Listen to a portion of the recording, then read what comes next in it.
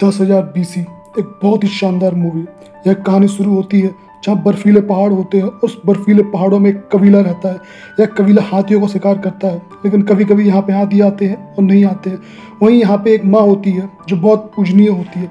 अब यहाँ पे एक लड़की लाई जाती है। इस लड़की को वह माँ देखती है और इसे देख के वह समझ जाती है कि यही वो लड़की है जो आने वाले समय पे यहाँ का दुख दर्द खत्म करेगी। और वह यह देख के बहुत खुश होती है कि आने वाले कुछ समय के बाद अब यहाँ पे लोग भूखे नहीं मरेंगे। वहीं पे इस कबीले का सरदार इनकी भूख को लेके बहुत चिंतित होता है, क्योंकि यहाँ पे हाथी कभी कभी आते हैं और कभी कभी नहीं आते हैं। वह सोचता है कि वह एक नई यात्रा पे जाएगा। उसी का एक साथी होता है जो उसे रोकता है, कहता है कि तुम यहाँ छोड़ के मत जाओ वरना सब तुम्हें भगौड़े कहेंगे। लेकिन वह नहीं रुकता है और अपनी रॉड अपने दोस्तों को दे के वह यहाँ से चला जाता है। लेकिन उसका बेटा यही रहता है। अब कुछ समय के बाद सब उसके बेटे को चिढ़ाने लगते हैं, कहते हैं कि तुम्हारा पिता यहाँ तुम्हें छोड़ के चला गया है, तुम भगौड़े के बेटे हो। वहीं पे एवलेट जो वही लड़की होती है जो माँ के पास लाई जाती है, वही भी अकेली होती है और यह बच्चा भी अकेला होता है। दोनों एक दूसरे के साथी बनते हैं। अब धीरे धीरे समय बीतता जाता है। अब यह दोनों बड़े हो चुके हैं, जिसमें से हीरो का नाम होता है डिले और हीरोइन होती है एवलेट। अब यह एक दूसरे को पसंद भी करने लगते हैं क्योंकि एक दूसरे के साथ इनको अच्छा लगता है। वहीं पे कुछ आवाज़ आती है। जब यह दोनों भाग के देखते हैं तो देखते हैं कि यहाँ पे हाथी आए हैं और यह इनके लिए बहुत खुशी की बात होती है, क्योंकि यहाँ पे हाथी कभी कभी आते हैं। यहाँ पे सब इकट्ठे होते हैं, इनका सरदार इकट्ठा होता है, सारे कबीले वाले इकट्ठे होते हैं और यहाँ पे बात तय होती है कि जो भी हाथी को पहले मारेगा वही एवलेट से शादी करेगा, उसे ही व्हाइट रॉड दी जाएगी। यहाँ पे यह सब हाथियों को शिकार के लिए निकल जाते हैं और उन्हें देख हाथियों में भगदम मच जाती है। हाथी वहाँ से भागना स्टार्ट करते हैं और यह इनका पीछा करना स्टार्ट करते हैं। एक के बाद एक यह इन पे हमला करते हैं, लेकिन उनमें से एक भी हाथी नहीं मरता है। वहीं तभी कुछ कबीले वाले हाथी के ऊपर एक जाल फेंक देते हैं और उस जाल में एक हाथी फंस जाता है। उसमें बहुत सारे कबीले वाले ही पकड़े होते हैं, लेकिन एक के बाद एक सब उसको छोड़ते आते हैं। वहीं पे डिले का हाथ हाथी के जाल में फंस जाता है और वह उसके साथ घसीटते हुए आगे तक चला जाता है। आगे जाने के बाद डिले के हाथों से वह हाथी मर जाता है। जब कबीले वाले यहाँ पे लौट के आते हैं और यहाँ पे देखते हैं कि सिर्फ डिले अकेले ने उस हाथी को मार दिया, तो वह बड़ा खुश होते हैं और वो व्हाइट रॉड डिले को मिल जाती है। व्हाइट रॉड डिले को मिलने के बाद एवलेट बहुत खुश होती है, क्योंकि वो यही चाहती है कि एवलेट से शादी हो जाए। अब यह दोनों बड़ा खुश होते हैं, लेकिन डिले खुश नहीं होता है, क्योंकि डिले कहीं ना कहीं जानता है कि उसने हाथी को नहीं मारा है। वह तो उसका हाथ उस जाल में फंस गया था। यह बात वह एवलेट को बताता है, लेकिन दोनों की बातचीत होती है और वह नहीं मानता है। यहाँ पे डिले वह व्हाइट रॉड वापस कर देता है और वह कहता है कि उसने हाथी का शिकार नहीं किया। एवलेट यहाँ पे आती है, वह उससे पूछती है कि तुमने ऐसा क्यों किया, क्या हम भाग के शादी कर लें? लेकिन वह इसके लिए मना कर देता है। वह कहता है कि वह अपने पिता की तरह भागेगा नहीं, वह तुम्हें पाएगा और तुम्हें पाकर ही शादी करेगा, इसलिए तुम चिंता मत करो, एक न एक दिन हमारी शादी जरूर होगी। एवलेट वहाँ पे सोई होती है, तभी कुछ आवाज़ आती है। वह उठ के देखती है कि वहाँ पे सामने क्या हो रहा है।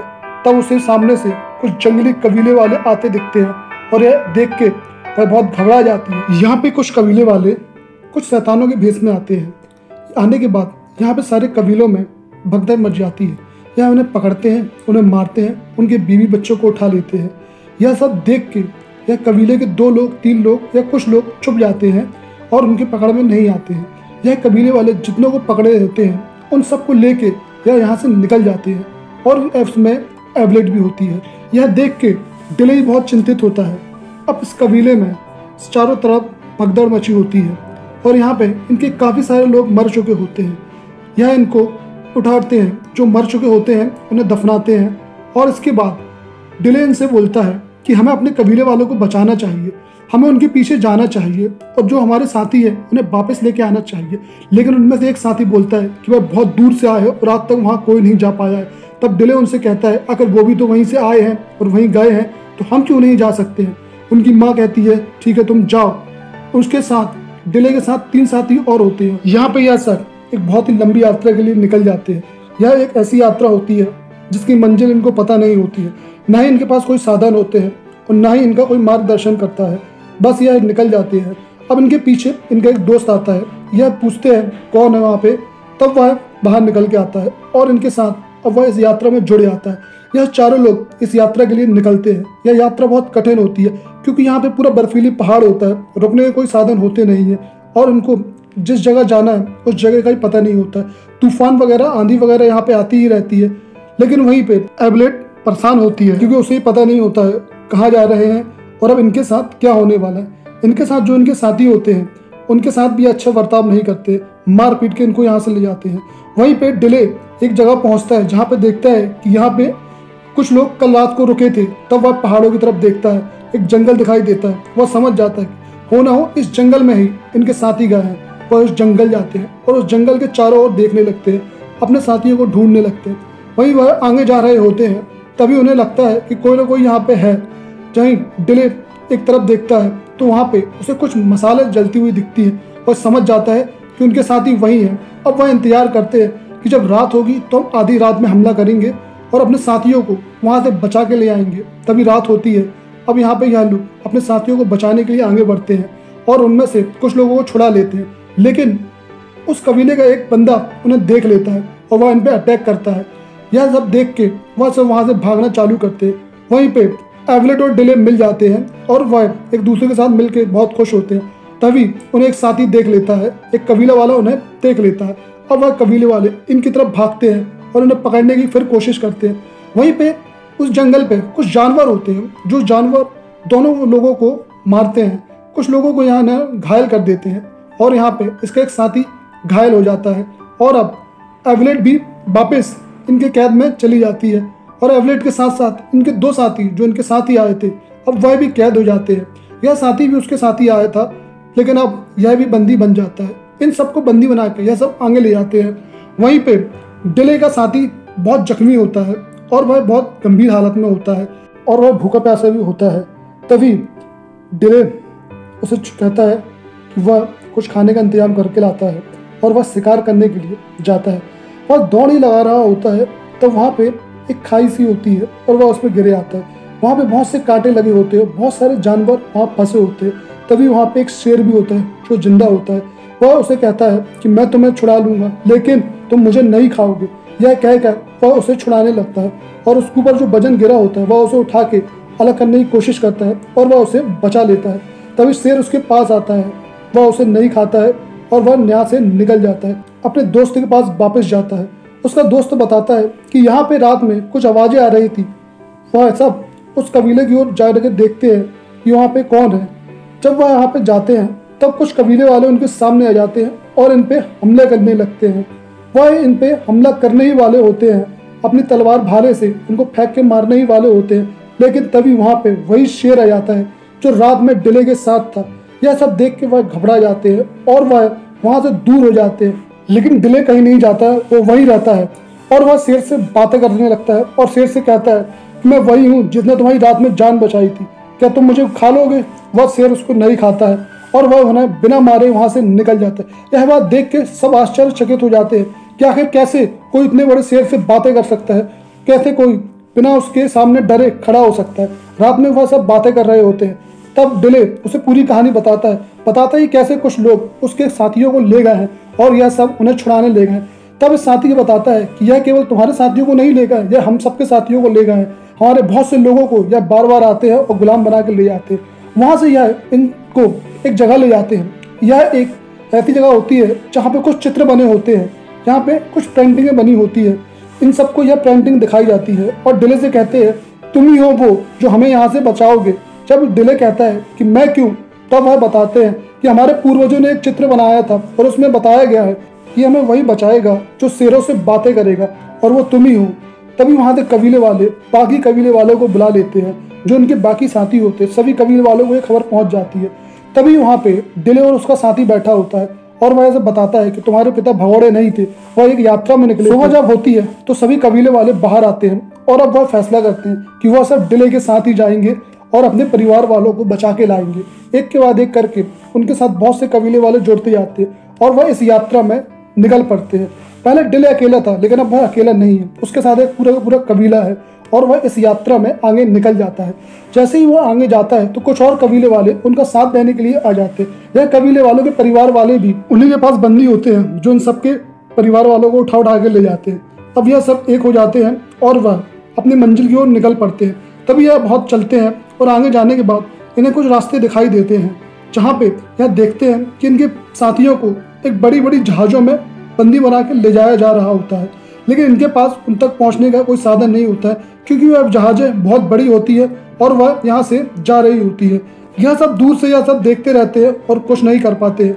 इनके साथी जो जहाज में बंदी होते हैं वह भी इन्हें देख लेते हैं, लेकिन वह भी कुछ नहीं कर पाते क्योंकि वह बंदी होते हैं। अब यह सब जहाज़ें यहाँ से चली जाती हैं और यह सब बहुत चिंतित होते हैं कि अब हम क्या करें, जहाज़ें तो यहाँ से चली गई। रात में यह सब बातें कर रहे होते हैं और पूछते होते हैं कि आखिर ये जहाज़ें जाती कहाँ हैं। तभी उनमें से एक बंदा बताता है कि यह जहाज़ें जहाँ जाती है वहाँ आज तक कोई नहीं जा पाता है, क्योंकि इनका रास्ता स्वयं तारे बताते हैं, तारे इनका रास्ता दिखाते हैं, इसलिए यहाँ पे कोई आज तक नहीं पहुँच पाया है। और यह 7 समुंदर दूर है और बहुत दूर है, इन तक पहुँचना नामुमकिन है। तभी डिले और उसका साथी इस बात से बहुत चिंतित होते हैं, लेकिन डिले डरता नहीं है, वह आगे निकल जाता है। तभी डिले रात में ऊपर देखता है और उसे समझ में आ जाता है कि यह सफ़र दिन में तय नहीं किया जा सकता है, यह सफ़र रात में तय किया जा सकता है, क्योंकि तारे रात में चमकते। वह भागता हुआ जाता है और भागते भागते अपने साथियों को उठाता है और उनसे बताता है कि अब हमें जो सफ़र तय करना है वो रात में ही करना है, क्योंकि तारे जो हैं वो रात में ही चमकते हैं। उनके साथी भी ऊपर देखते हैं, वह भी समझ जाते हैं कि आखिर इसका मतलब क्या है। अब वह सब रात में ही सफ़र स्टार्ट करते हैं और पूरी रात सफ़र तय करते हैं। सफ़र तय करते करते जब वह आगे जाते हैं देखता है कि यहाँ पे बहुत सारी हड्डियों के ढांचे डले हुए हैं, काफ़ी सारे ढांचे यहाँ पे बिखरे होते हैं। वह इनके आगे निकलते जाते हैं। जब वह यहाँ से और आगे जाते हैं और देखते हैं कि सामने वहाँ कुछ ना कुछ दिख रहा है। अब यहाँ से और आगे जाने के बाद उन्हें यहाँ पर दिखाई देता है एक बहुत बड़ी जगह है जहाँ पे लाखों मजदूरों को रखा गया है। यहाँ पे बहुत सारे मजदूरों से काम करवाया जाता है, अलग अलग कबीलों से यहाँ पे मजदूर लाए जाते हैं और यहाँ पे बहुत बड़े बड़े पिरामिड बनाए जा रहे हैं, इसीलिए इनको मजदूरों को पकड़ के लाया जाता है। वह समझ नहीं पाते हैं कि इतने सारे लोगों को इन लोगों ने बंदी कैसे बनाया है। यहाँ पे इन सब मजदूरों से बहुत काम लिया जाता है, इन्हें बहुत प्रताड़ित किया जाता है और अपने बड़े बड़े पिरामिड इनसे बनवाए जाते हैं। यहाँ पे बहुत बड़े बड़े हाथी होते हैं जो इनको सामान ढोने में मदद करते हैं। वहीं पे एक देवता इनको सामने आता है, यह अपने आप को भगवान कहता है और कहते हैं कि यह आसमानों से आया है, और कुछ लोग ये भी कहते हैं कि यह 7 समुंदर पार से आता है। यह कभी सामने नहीं आता है, यह केवल आवाज़ देता है और इसके जो साथी होते हैं वह इसकी बात सुनाते हैं और इन सब से काम करवाते हैं। यह अपने आप को भगवान समझता है और यह इन्हें गुलाम समझता है और इनसे अपना पूरा काम करवाता है। डिले और उसके साथी अब सोचते हैं करना क्या है। तभी रात में मौका मिलते ही वह इनके अंदर घुस जाते हैं। इनका कबीला जो होता है और जहाँ इनको बंदी बनाया होता है वह वहाँ पे घुस जाते हैं और अब यहाँ पे वह पता करने की कोशिश करते हैं कि आखिर इन सबको हराया कैसे जाए और इनसे अपने कबीले वालों को यहाँ तक बचा के कैसे लेके जाएगा। तभी उनके बीच एक बूढ़े आदमी को लाया जाता है। यह उसी मंदिर में काम करता था पहले, लेकिन अब वह अंधा हो चुका है। यह बताता है कि पहले 3 देवता हुआ करते थे जिसमें 2 मर चुके हैं और अब एक ही बचा है। तब यह सब सुन के डिले यहाँ से चला जाता है। जब यह यहाँ से जा रहा होता है तभी इनके कुछ साथी इन्हें देख लेते हैं और उनके पीछे जाते हैं। इनके साथ इनकी लड़ाई होती है और उनमें से डिले इन्हें मार देता है, लेकिन उनका एक साथी जो उनका सरदार होता है डिले का, वह भी मर जाता है। डिले को भी लग जाता है। यहाँ पे एवलेट के पास वही सरदार आता है जो उन्हें बंदी बना लेता है और एवलेट से कहता है कि तुम मेरी हो जाओ, लेकिन एवलेट नहीं मानती है। और तभी मंदिर के कुछ पुजारी वहाँ पे आते हैं। वह आते हैं, जब देखते हैं कि एवलेट के हाथों में कुछ निशान है, तब उसे मंदिर ले जाया जाता है। और वहाँ मंदिर ले जाने के बाद बड़े पुजारी भी उसके हाथों में देखते हैं और वह देख के समझ जाते हैं कि इसके हाथों में वही निशान है जो हमारे विनाश का कारण है। रात में वही कबीले वाले सब यह योजना बनाते हैं कि अब सुबह होते ही वह सब कबीले वाले अलग अलग जगहों से उस जगह के अंदर प्रवेश करेंगे जहाँ पे वह मजदूर बंदी हैं, और वहाँ पे वह सब अलग अलग जगह में फैल के लड़ाई की तैयारी करेंगे। और जैसे ही मौका मिलेगा और मेरा इशारा होगा सब युद्ध के लिए तैयार हो जाएंगे। अब डिले के साथी यहाँ पे मजदूरों के भेष में सब अलग अलग पहुँच जाते हैं और वह सब काम करने लगते हैं।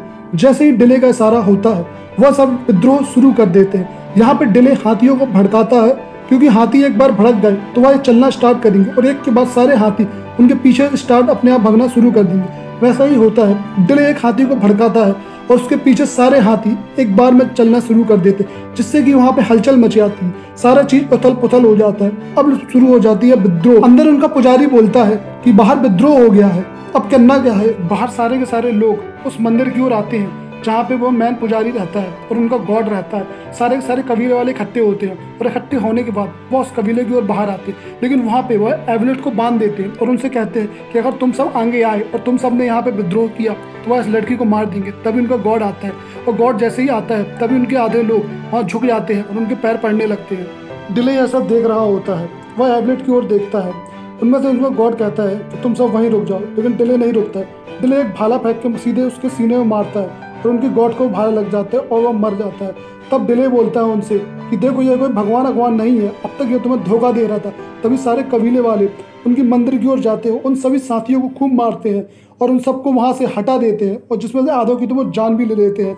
और उसके बाद कुछ लोग भागते हुए सीधे मंदिर के अंदर जाते हैं और यहाँ पे कुछ बड़ी सी मूर्तियाँ बन रही होती है जिन्हें वह तोड़ के अलग कर देते हैं। और यहीं पे एवलेट को वही बंदा जो इन्हें पकड़ के लाया था अपने साथ घोड़े में बिठाल के ले जाता है, लेकिन तभी वहाँ से एवलेट गिर जाती है। एवलेट गिरने के बाद वह डिले की ओर भागती है। जब वह डिले की ओर भाग रही होती है तभी पीछे से वह उसे तीर मार देता है और तीर उसे लग जाता है, जिसके कारण उसकी मौत हो जाती है। डिले उसके पास जाकर उसे मारता है, लेकिन वहाँ पे एवलेट को तीर लगने के कारण वो घायल रहती है और उसकी जान भी चली जाती है। उसकी जान जाने के बाद वहाँ पे उसकी माँ यह सब देख रही होती है। अब यहाँ पे उसकी माँ की जान चली जाती है, लेकिन माँ की जान जाने के बाद एवलेट में वापस जान आ जाती है और वह जिंदा हो जाती है। उसके जिंदा होने के बाद अब वह सब वापस आ जाते हैं। वापस आने के बाद वह अपने घर लौटने के लिए होते हैं।